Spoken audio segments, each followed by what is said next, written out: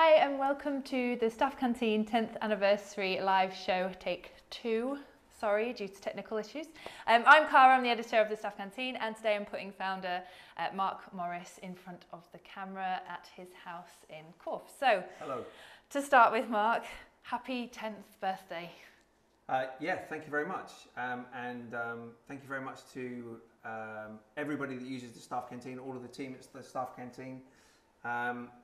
It's been an incredible journey. It's been a journey where at times I've wanted to throw it off the edge of a cliff, where we've not known what to do with it. I wanted to do it here at home purely simply because this is where the Staff Canteen started. It started in the garage, which is behind me, or was behind me. And you know, the Staff Canteen is now grown to become the go-to place for chefs. It's an amazing community for chefs. Obviously we have lots of members of the website, but also we have a really big social media following, which is amazing. So talk us through getting your first 100,000, 10,000, 100,000. Talk us through that journey and what that's been like. So it was really important for us, first of all, was to focus on the members of the site. And you know, we used to be really excited because we grew by 1 member a day, which is crazy now when you think we're adding 2,000 a month. Social media is really new. It was around. It wasn't around when we first started. Well, Facebook was just there, but Twitter wasn't there. YouTube is a much different place than it is, and obviously Instagram and Snapchat are much more recent. Does that make you feel old? Older. But yeah, I guess the fact that we were kind of there before the social media channels were there meant we were early adopters to them because it was new technology, and we were able to jump on board. We were a much smaller platform. We didn't have legacy products that, you know, perhaps tied us down. We would just be able to embrace social media channels straight away. And, you know, now we've got over 100,000 Facebook fans, 26,000 followers on Twitter. We've just got this from Google, which is recognition for 100,000 fans, followers on YouTube. Our YouTube channel does 1.2 million minutes of video every single month. So, you know, that's really amazing. And as I said, more recently, Snapchat, Instagram, which is the big thing now for us, as you know, clearly it's something that I started. How many when you started it? About 4,000. I think you're being very generous to yourself. And you know, you and your team have driven that now, and hopefully people watching can see some of the images that members have shared. Our Instagram channel now is predominantly images that members have shared on the Staff Canteen, and then we've shared them on our Instagram channel. So it's not content we're adding or other people are adding. It's what our members are adding, and hopefully there's some slides there of some of the members of the month. You know, the members are core to what we do, and celebrating a member every single month is really, really important to the Staff Canteen. So you, and I know you're very keen to stress that it's not just you, but the team have been very, very busy over the past decade. So we're going to play a short video now of some of the best bits of the Staff Canteen. Great.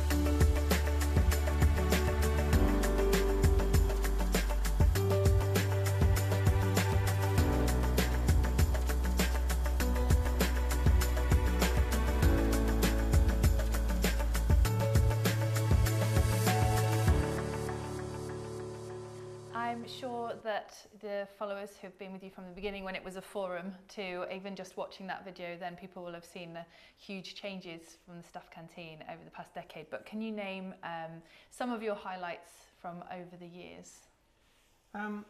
There's been loads.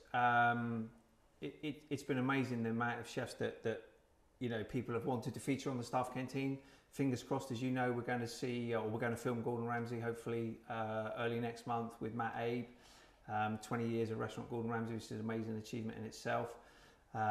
You know, we've just been to Switzerland. You filmed Alan Ducasse. I mean, you know, Alan Ducasse is like Brad and Angelina of the chef world. You know, that it doesn't come much bigger than that. And you know, we're invited to go and film him. All of them have been amazing. I think probably what changed our journey with the featured chef was the opportunity to film Rene Redzepi in Noma. That was in 2011, 2012. He was and still is, you know, the biggest chef on the planet, or one of the biggest chefs on the planet. But at the time, Noma was really forging the whole Nordic revolution. People hadn't really seen what Rene was doing and what Noma was about. A lot of chefs had gone over and said how amazing it was. And we dropped him an email, and luckily he came back and said he would love to do a video. And that I think that really changed people's perception of us, but also the chefs we were able to attract to that feature. And Rene now knows who you are. Clearly. We've got a short clip of that particular video, so let's just have a look at that now. My name is Rene Redzepi and I'm the head chef of restaurant Noma. Our main objective and our main task here at Noma is to have the guests feel a sense of time, which is the seasonality, that what is on the plate is the gifts of nature right now. We don't do anything just for presentation. That comes second, I would say. What we do the most is that we do the flavor combination. The hunters and the foragers, those are the ones that dictate what's on the menu. Then we use our imagination in transforming it, but they are the ones telling us what's there, and that's how our inspiration starts. That was one of your earliest videos that you did, but another feature that you did from very early on was the 10 questions that chefs want to know. So I went to speak to some of the chefs that you have filmed previously and asked them for 10 questions that they want to know about you. Right. So first one we've got is from Andre Garrett and Mark Birchall. If you had to read The Caterer or Restaurant Magazine, which one would you choose and why? So you're always telling me I'm old. So, you know, I grew up with The Caterer. So for that reason, it would have to be The Caterer. Okay, that was quite an easy choice. Other than the world's greatest Paul Weller tribute act, what would you be and why? And that's from Aaron Mullis from Hand and Flowers. I'd be a failed rock and roll star. Okay. McDonald's or Michelin from Russell Bateman? It would be Michelin and then McDonald's to make sure I didn't go home hungry. Okay. Phil Thompson, Chaz or Dave, please explain that question for everybody who's not aware of that private joke. So I've always called Phil Chaz because he looks like Chaz out of Chaz and Dave. He's got the big beard and the Cockney accent, and he just needs a piano, and everyone could have knees up, and it would be Chaz and Dave. So that's why. So Chaz. Chaz, okay. You can answer this one how you like. Yep. But Mark Poynton wants to know Tom Sellers or Claude Monet. So yeah, we filmed both Tom and Claude, and I haven't eaten Tom's food other than filming him, and I've been fortunate enough to eat with Claude, and hopefully we're going to go to Bibendum, shortly. So on food, it will be Claude. About mud wrestling. Have you seen the size of Claude's hands? Who was the most high-profile chef that you failed to get for 10 questions? Or if there isn't one, who would you have liked to have done before you ended that series? I don't think we failed to get anyone. I think most people agreed to do it. And without sounding arrogant, we had more people asking us if they could do it than we had the time to do or the opportunities to get in there to do them. I would have just loved to have got Raymond Blanc. I think he would have been brilliant at the 10 questions, absolutely brilliant. I think it would have been a long video, but he would have been amazing. So that would have been the one I would have loved to have done as Raymond Blanc. Do you have to bring it back? Yeah, we do need to bring it back, yeah. A serious question now. Yeah. What is your favourite shampoo and why, from Matt Gillen? Whatever's in the shower. No thought process there No. at all, okay. And who's your favourite and least favourite chef and why, from Kenny Atkinson? I don't have a favourite or a least favourite. I have places I prefer to eat, but I don't have a favourite or a least favourite chef. I think all of the chefs have been, really good. They've been great with their time. They've wanted to be a part of what we're trying to do. Even when we were much smaller, people kind of brought into where the staff canteen was trying to be. There's been some chefs that have been slightly more difficult to deal with than others, and some chefs who have been a little bit more rock and roll than others. Who are they? I have a no comment card for that one. But no, I don't have a favourite or a least favourite chef, no. That's very diplomatic. It's very true. And not actually answering the question. That's very true. Okay. If you could have one last meal with 1+1 of your choice between, would it be Stefan from Restaurant Magazine, or Amanda, formerly of Caterer? As a follower of Amanda Afia on Instagram, she probably eats out almost as much as you do, and it would be definitely Amanda, because hopefully she'd blag it and get it free, so I wouldn't have to pay. And you're tight. I am tight. Okay. Paul Weller or Liam Gallagher from Luke Tipping? Definitely Paul Weller, and if I was to choose one of the Gallaghers, it would be Noel. Okay. And I know I said it was 10 questions, but the lovely Mr. Atherton sent us a question. So, what is the inspiration behind your iconic hairdo? Because I don't have to wear a hat. Okay. Well, we've had, even just from that list, a huge amount of top chefs on the staff canteen over the years. And have you got any particular favourite chef videos or moments that you'd like to share with us? There's been loads. We always talked about doing an outtakes, and we never did. And I don't know if we've still got the clips or not, but Johnny Lake cut his thumb when we were filming a featured chef, so we had to try and shoot without getting this blue plaster in. I remember Andrew Fairley, one of the first ones we did, he walked up the steps of Glen Eagles and tripped over. So there's been loads of really funny moments, chefs saying things they shouldn't have said, and all sorts of things. But of course, the 10 questions series was really bloody funny in places. I think back to Tom Kerridge, and we went into the Hand and Flowers, 4 or 5 years ago, no longer than that. And we asked Tom, if you weren't a chef, what would you be? And he said, I'd either just be ending my professional football career or a professional bear wrestler. And, we did Sat around the same time as well. And Sat is always just so refreshingly uncensored and honest and just says what he wants. And, we asked him if he would do a 10 questions. He did a 10 questions, and it's probably one of the funniest ones we've done. Well, we have that video, so let's have a look at that now.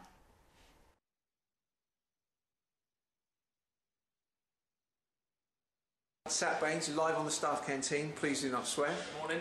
Get fucked. The 10 questions that every chef wants to know. Blondes or brunettes? Blondes. Lager or bitter? Guinness. Coffee or tea? Coffee. Marco or Gordon? Marco.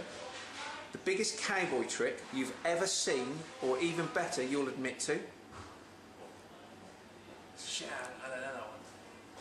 The one I've heard. Yeah, go on then, that's okay. One of my old chef mates, when he was younger, they had one pan, yeah, and one fryer for a restaurant.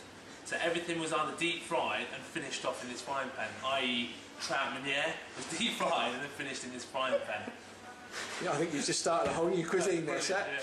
So one fryer, one pan. How many cups? It's like 2 cooks, 1 girl, isn't it? Yeah, absolutely. Or two blondes, 1 cook. Okay, the worst injury, cut or scar you've had or you've seen? I took the end of my finger off when I was a younger chef with the heel of a knife chopping through lamb. Ow. And I didn't notice it. Apparently I went white. I was like Michael Jackson. In the late 2000s. They'll get a statue of you outside Fulham if you're lucky. Burger King or McDonald's? McDonald's. And the last CD you brought or downloaded, or DVD, was? Was Black Eyed Peas. Fantastic. And last but by no means least, if you weren't a chef, you would be a... serial killer. Sat, you're a star. Thank you. Is it strange to watch them back and see what they were like? I just love the fact that he would have been a serial killer if he hadn't been a chef, and he's happy to say that, and probably there's an element of truth in that. From those videos, in more kind of recent years, you started to do live shows, events such as Great Hospitality Show, Hotel Olympia. Talk us through why you wanted to do those particular shows, why you wanted to put the staff canteen on that platform. I think that digitally the staff canteen grew, its social reach grew, the video reach grew, but I think it's really, really important as a business, as a platform, to have a personal side. And I think we wanted, as the staff canteen, to show who we are, who the team is, you guys, the sales guys, Jen, your team, so that people met them, but also so that people could meet the chefs. We had some amazing chefs, and we still have some amazing chefs that use the site. And I think giving those the opportunity to perform on a stage in front of a live audience, you know, a live chef stage is not something new. It's not something we invented. It's been done before. I think what we did was we just looked at it and said, okay, how can we make it better? We'll live stream it. You know, that reached over 80,000 people at the last Hotel Olympia. So that's a huge audience that didn't come to the show. We also make sure that when the chefs are cooking, there's food going into the audience. Really simple thing, but you go to so many shows and you don't get to eat the food. I don't see the point of going to watch those great chefs and not being able to taste their food. And we give wine. And we give wine, yeah, of course, yeah. That's very important. We make it interactive, you know, and again, so simple, but so many shows I went to, the chef would do the thing and then go, you know, and just trying to get a Q&A going and it, you know, that I think is very important. So it's about showing faces behind the staff canteen, but also giving people the opportunity to perhaps meet chefs that they wouldn't always meet. You know, the queues to get a selfie with Tom Kerridge at the end of Staff Canteen Live, you know, they stretch literally on for hundreds of people. Yeah. So that's kind of what we wanted to do, and we want to evolve that, and Staff Canteen Live will evolve. And people get to see you do the same 4 jokes at every single show. The sponsors now deliver the punchline while I'm halfway through the joke. I'm sure anyone who follows the Staff Canteen will have seen some of our live shows, but we have got a clip anyway, just to have a quick look at.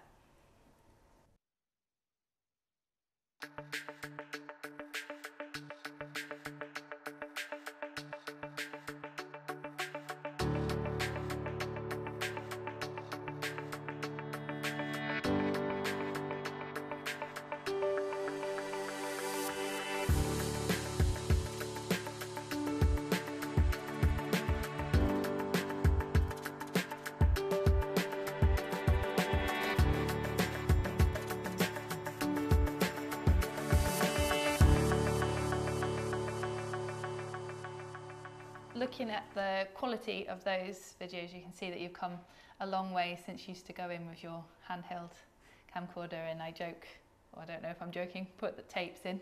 And now they were digital. And now we're doing live streams with a full production team. So what's next for the Staff Canteen? Where can we go from here? And what do you see the future for the Staff Canteen as well? I have no idea. I have to ask Dan. No. So I think that's clearly like everything. You know, we have to evolve. We have to move forward, and that is getting a stronger team. So we are bringing new people in, and there'll be some announcements shortly. We've got 2 new people joining us very shortly, and hopefully more. It'll be about developing the team. You others in the team. It'll be about developing the team, making the team stronger, making the team better. So that we as the Staff Canteen can become better. I think the heartbeat of what we do, and we have to remain true to it, is that we are a website for chefs. We have to stay a website for chefs. In the 10 years that we've been doing the Staff Canteen, others have tried to do what we do, and you know, they haven't succeeded. And I think that's testament to what we do, and I think that means that we have the nucleus of what we do is correct. But you know, the technology has to get better, the website has to be better, the app has to be better, it needs to be quicker, faster, people need to be able to find content more. Staff Canteen Live needs to develop into perhaps a different format. So I think it's about evolving what we do, developing what we do, making what we do better without necessarily adding lots of different things and trying to find lots of different products. 100%, we couldn't do this without the members and the amazing chefs that contribute to our shows. And at our last live show, we did force several chefs to say happy birthday to us. So we're just going to have a quick look at some of those birthday messages now.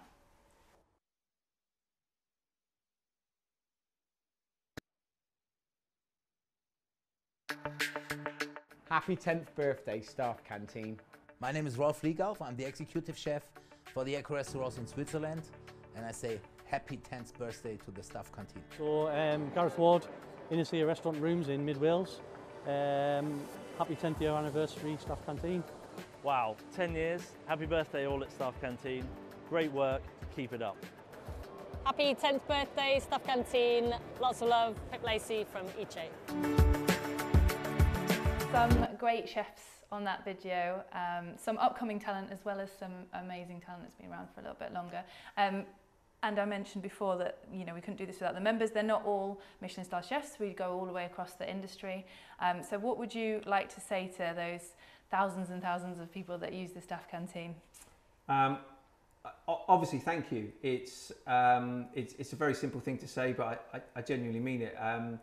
You know, thousands of people visit that site. They add photos, they share, they talk about it. They come to the live shows. They come to our networking lunches.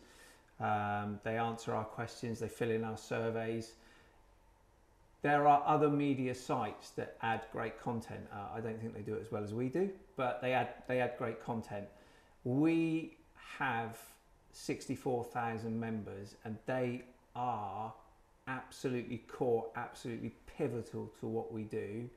Without those chefs, you know, then the staff canteen, you know, and without the team we have, the staff canteen isn't what it is. So to all of those members, all of the people that use us, all of the social followers we have, and to amazing team that we have, you know, thank you very, very much.